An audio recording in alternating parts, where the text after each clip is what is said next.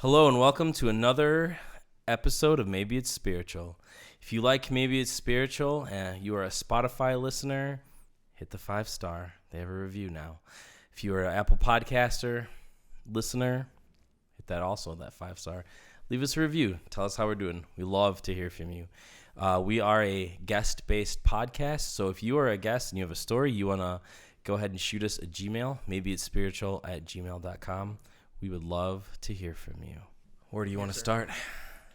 All right. So I think I'm gonna tell a few stories. I'm gonna tell a little bit of what I know, and then you said you knew a little bit of things. So maybe I know a few things. You know a few things, so maybe you could step in and kind of tell what's going on. Yeah. So basically, I'm here to talk about Duendes, also known as Chaneques, and he has another name, but I can't remember what he said. So I can't pronounce it, but I'm gonna try. Yeah, you could try it. But basically, from what I know about Duendes, is they're like these little gnome creatures. I've seen one with my own eyes before. They're about the size of this. It's not that tall. Maybe the skinnier bottles, but they're about the size of like a regular beer. Like a beer bottle? Yeah, and the reason why I know that's because I saw one walk right next to a beer bottle. You know, but that's the story. Wait, they're skinny. They're not like the gnomes you see in the garden. Yeah, so they look like shadows. You know, which is kind of weird. They look like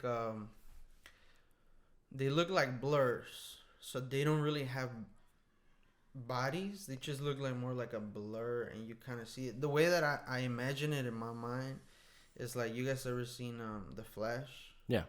Like, you know how it looks when he runs, like behind him? Yeah. That's how he looks like, or the things look like. They're just like blurs. And they're really tiny like this, and they're really skinny. I don't know, maybe like an inch and a half. You know, Whoa. That's how wide they are, like their bodies. And you can see they got 2 arms, they got 2 legs. You can see the head, and it's just all black. That's why I call it a shadow. Yeah. Because they don't wear the nice outfits like they do in the movies. They don't wear their nice outfits. Yeah, in the movies they look cool, but they don't look like that at all. They just look like little flat, like blurs, but humanoid blurs. It's pretty crazy. So I'm gonna tell you guys. I wrote some notes down because I want to make sure I remember. I made some phone calls too to like tell people, because there's a lot of witnesses for this. It wasn't just like me and another person. It was probably about 10 people that seen this thing or witnessed different things in total, you know. Okay, so before I tell you guys the stories, I just gotta tell you guys, this was about 8 years ago when this happened, and this happened in Rockford, Illinois, right here where we're at.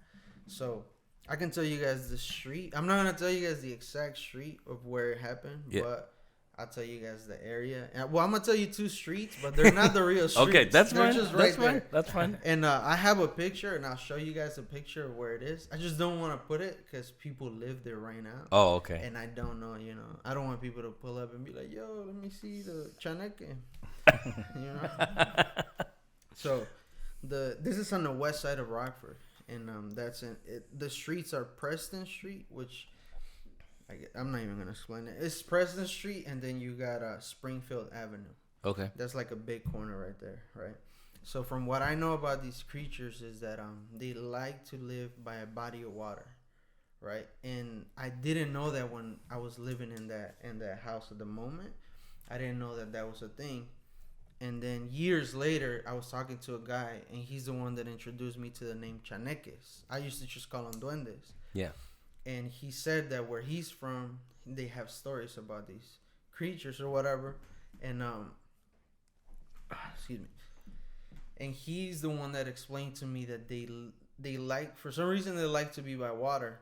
And it made so much sense because where the house is, about maybe 2 or 3 blocks, in that corner, it's a big pond.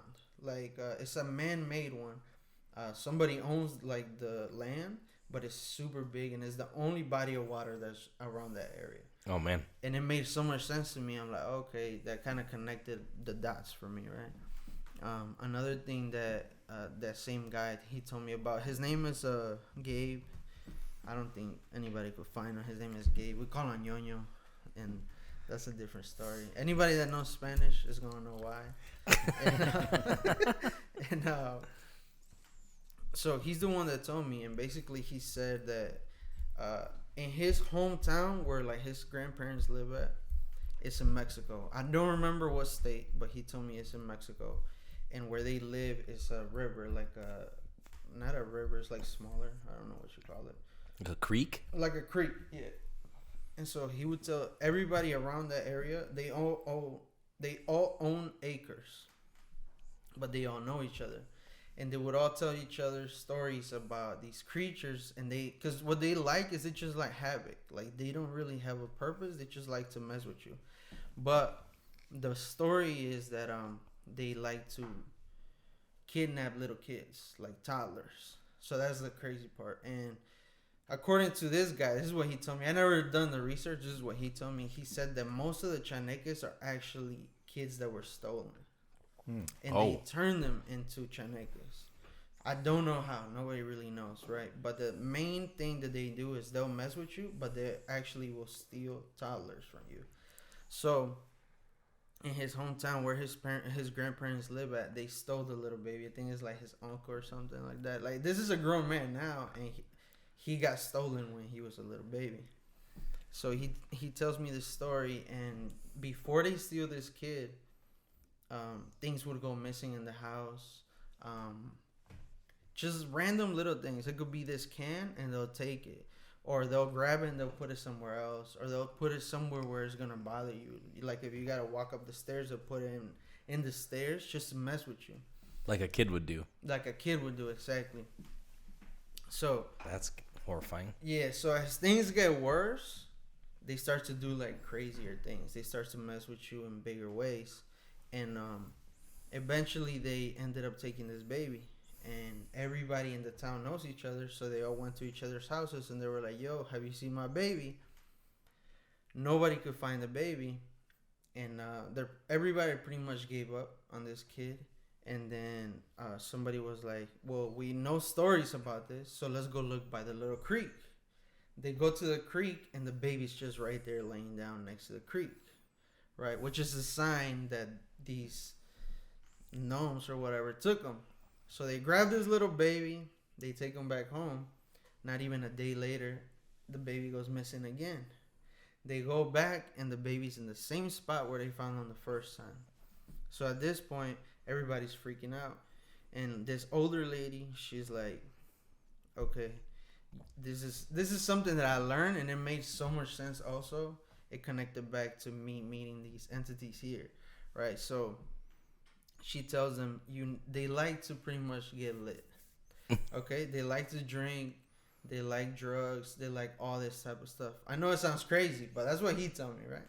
Just like kids. No, I'm saying. I guess, yeah. So then I asked him, I'm like, how does that make sense? Basically what he told me is, you know how when you drink too much you black out? Yeah. And you forget where you are. He explained that whenever they take these kids, you're supposed to bring them alcohol and you're supposed to bring them drugs so that they get so high that they get lost and they end up somewhere else where the baby's not. And they don't know how to get back to where they're originally from. So then they just set up camp where they end up at. So what they did is they brought a bunch of alcohol for that gnome, and they took the baby back, and then the baby was never stolen again. Whoa. Yeah. Was the alcohol gone?